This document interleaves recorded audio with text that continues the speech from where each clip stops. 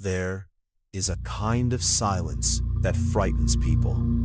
It is not the silence of an empty room. It is the silence that comes when you have prayed, waited, asked, and still do not hear the answer you hoped for. You look at your life and wonder, Lord, where are you? You expected a door to open, but it remained closed. You expected an answer, but received silence. You expected your life to become easier after you prayed, but somehow the road became more difficult. And in that moment, many people make a mistake. They assume that because God is silent, God is absent. But silence is not always absence. Sometimes silence is where faith learns to breathe without being carried by certainty. Think about how easily a child trusts a parent when the parent is holding their hand. The child does not need great faith because the evidence is directly in front of them. But what happens when the parent walks a few steps ahead? The child must continue walking, even though the hand is no longer in their own. That is what some seasons of life are like. You cannot always feel God's hand. You cannot always understand His direction. You cannot always see why something is happening. But faith was never meant to depend entirely upon what your eyes can see. There are people who only trust God when everything makes sense, when the money arrives, when the relationship works, when the sickness disappears, when the opportunity comes, when the prayer is answered exactly as they requested. But if your faith only survives when life agrees with you, then perhaps you have trusted the blessing more than the one who gives it. A deeper faith says, Lord, even when I do not understand you, I will not abandon you. That is a different kind of faith. It is quieter. It does not need to announce itself. It does not need everyone to know how spiritual it is. It simply continues walking. There is something powerful about a person who keeps doing what is right when there is no applause. They forgive when nobody knows they forgave. They remain honest when dishonesty would be profitable. They pray when they feel nothing. They continue loving when love is not returned. They remain patient when impatience would be easier. This is the faith that grows in hidden places. Many people want a public miracle. Few people want a private transformation. Yet transformation is often the greater miracle. A person who once lived for revenge begins to choose forgiveness. A person who once needed everyone's approval learns to live peacefully without it. A person who once measured their worth by possessions discovers that their value existed before they owned anything. A person who once feared being forgotten realizes that being known by God is greater than being remembered by people. These changes rarely make headlines. Nobody gathers around and applauds them. But heaven is not impressed by the things that impress crowds. There is a danger in becoming addicted to visible results. You begin asking, how many people noticed? How successful does this look? How quickly did it work? How much recognition did I receive? But spiritual growth often happens where nobody is watching. A seed does not become a tree because people stand around shouting at it. It grows beneath the soil, in darkness, in silence, without applause. And perhaps you are in such a season now. Perhaps your life feels buried. Perhaps nothing seems to be happening. Perhaps you think you have been forgotten. But do not confuse hiddenness with uselessness. The seed is hidden because it is becoming something. There are seasons when God removes your dependence on external confirmation. You used to need people to tell you that you were due. Then suddenly, their praise becomes quiet. You used to know exactly where your life was going. Then suddenly the road becomes uncertain. You used to receive immediate answers. Then suddenly you have to wait. Why? Because there is a kind of maturity that cannot be developed while everything is explained. If you knew exactly what tomorrow would bring, you would not need trust. If every prayer were answered immediately, you might never learn patience. If every door opened when you knocked, you might never learn discernment. Sometimes the closed door is teaching you something the open door never could. It is teaching you that rejection is not always punishment, delay is not always denial, and silence is not always abandonment. There is another hidden danger during difficult seasons. You begin comparing your journey with someone else's. You see another person succeeding. Their career is moving forward. Their relationship looks beautiful. Their life appears peaceful. Their prayers seem answered. And suddenly you ask, why not me? But you are comparing your unseen chapter with somebody else's visible page.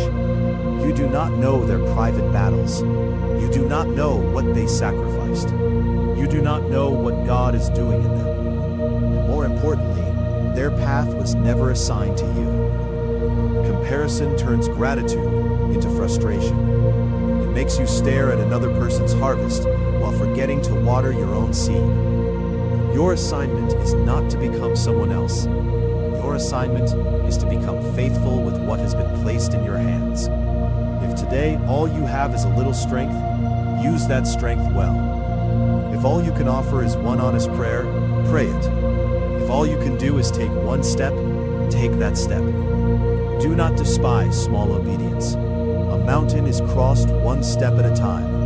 A life is changed one decision at a time. A heart is healed one act of surrender at a time. And sometimes the greatest prayer is not, God, give me everything I want. Sometimes it is, God, make me the person who can carry whatever you give me. Because receiving a blessing without possessing the character to handle it can become another form of suffering. Money cannot fix a heart that worships money. Attention cannot satisfy a person who hates themselves. Success cannot heal a person who believes they are worthless.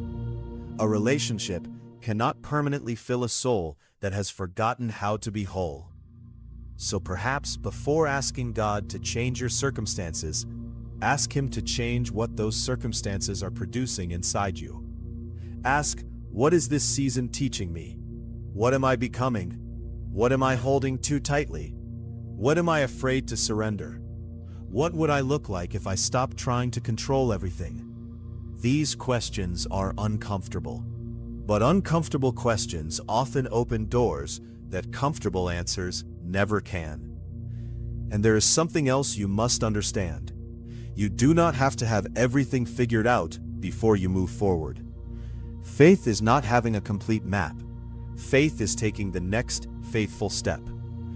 You may not know where the road ends. You may not know when the answer will come. You may not know why the door closed.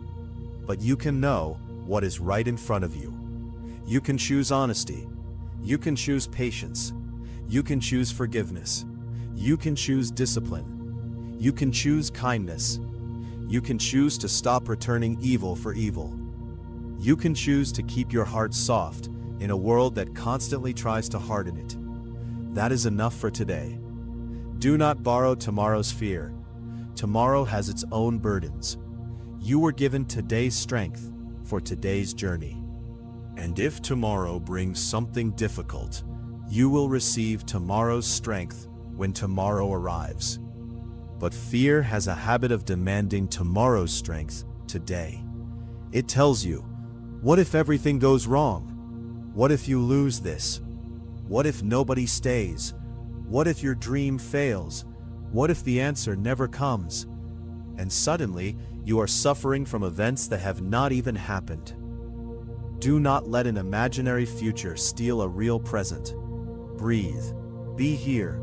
Look at what is actually in front of you. There is still life in you. There is still something you can do. There is still someone you can love. There is still something you can learn. There is still a reason to continue. There is also a lesson in disappointment. You prayed for one thing, you received another, and perhaps you are still carrying the disappointment. It is okay to admit that. Faith does not require you to pretend that pain does not hurt. You can be disappointed and still trust. You can cry and still believe. You can have questions and still remain faithful. There is no shame in saying, Lord, I don't understand. The danger is not having questions. The danger is allowing your questions to convince you that there can be no answer. There are things you will understand only later. A photograph looks confusing when you hold it too close. But step back, and the picture begins to make sense. Perhaps your life is like that. You are standing too close to one painful moment. You see the loss, you see the rejection, you see the delay, you see the closed door, but you cannot yet see the whole picture. So do not judge the entire story by one difficult chapter. The chapter is not the book. The delay is not the destination. The wound is not the identity. The failure is not the final sentence. You are still becoming, and perhaps that is what you needed to hear today. You do not have to rush your becoming.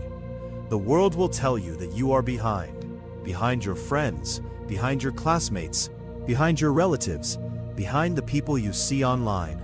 But growth does not have one universal timetable. A flower does not look at another flower and panic because it bloomed earlier. It simply grows according to the life placed within it. So stop measuring your worth by someone else's timeline. You are not late simply because someone else arrived earlier. You are not forgotten because someone else was noticed first. You are not a failure because your road looks different. Walk your road. And when you cannot run, walk. When you cannot walk, crawl. When you cannot see the destination, look at the next step. But do not surrender your future because today feels difficult. Some of the strongest people are not the ones who never broke. They are the ones who broke and allowed God to rebuild them differently. Not weaker, wiser. Not colder, more compassionate. Not more fearful, more surrendered. And perhaps your greatest testimony will not be that you avoided every storm. Perhaps it will be that the storm did not turn you into someone you were never meant to become. So when you leave this moment, do not search immediately for a spectacular sign. Look at your ordinary life. Look at the person you need to forgive. Look at the responsibility you have been avoiding. Look at the temptation you keep excusing. Look at the good thing you could do, but keep postponing. Perhaps the miracle you are waiting for begins with obedience to something simple. Send the message, tell the truth, apologize, put down the bitterness, pray again, start again, try again, rest when you need to rest, and continue. Do not underestimate the power of beginning again. Every morning carries a quiet invitation. You can choose differently today. Yesterday may have been filled with mistakes, but yesterday is no longer asking you to live in it. Learn from it. Repent from what needs repentance. Release what needs releasing. Then walk forward. You are not meant to spend your entire life staring at the door that closed. There is another road. There is another lesson. There is another opportunity to become faithful. And if today you feel like God is silent, remember this. The silence may not be the end of the conversation. It may be the beginning of deeper listening. Slow down. Stop demanding immediate answers. Listen beneath the noise, and perhaps you will discover that God was not absent. You were simply being taught to recognize His presence without needing everything around you to change first. So keep walking, keep loving, keep forgiving, keep praying, keep becoming. And when you cannot see what is ahead, place your trust in the one who can. Because faith is not the absence of uncertainty.